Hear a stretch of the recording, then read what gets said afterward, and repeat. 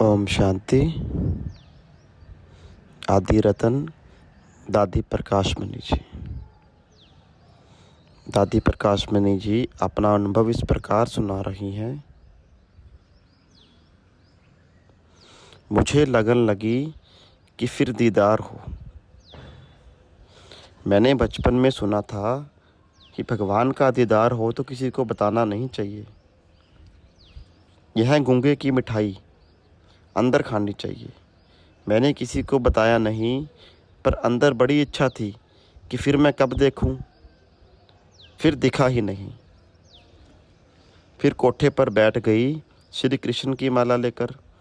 श्री कृष्ण तुम फिर आओ, पर आए नहीं। बहुत माला फेरूं, ध्यान करूं मूर्ति का, मंदिर में जाऊं, आए ही नहीं।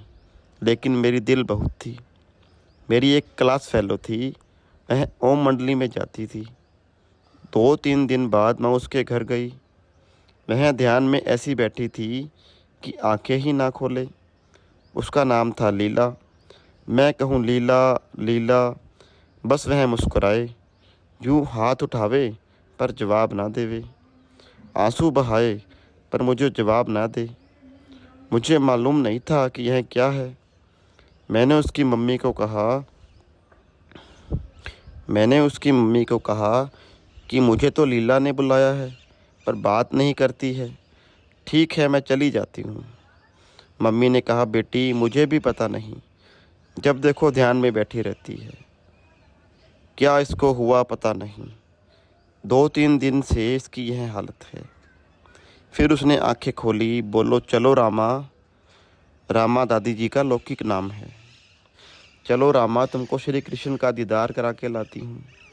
मैंने कहा, लीला क्या नशा चढ़ा है? श्री कृष्ण का दीदार कोई मासी का घर है? कहती हैं श्री कृष्ण का दीदार कराऊंगी। मैं कितनी पूजा करती हूँ, होता ही नहीं। अब तुम मुझे दीदार कराओगी? जैसे बच्चियाँ हंसी मजाक करती हैं, ऐसे मैंने कहा। वह बोली, हाँ कराऊंगी। मैंने कहा चलो। बोली, आज तो शाम हो गई, कल कराऊंगी। बाबा ने पहले पहले सत्संग किया भाऊ विशव किशोर के घर, अपने घर नहीं। वो घर 5-7 मिनट की दूरी पर था। बाबा सुबह 10 बजे सत्संग करते थे, क्योंकि भाई लोगों को दुकानों आदि पर जाना होता था। माताएं 10 से 11 बजे तक फ्री होती थी। थोड़ा बड़ा कमरा था, इधर पलंग उधर पलंग, बीच में गद्दी थी। वहाँ सत्संग होता था। जैसे पाठशाला शुरू करते हैं ना, ऐसे यज्ञ की स्थापना गीता पाठशाला की तरह हुई। आगे है, पिताजी ने ओम मंडली में जाने की आज्ञा दी। हमारा नियम था, मम्मी पापा की छुट्टी के बिना कभी दरवाजे से बाहर नहीं जाते थे।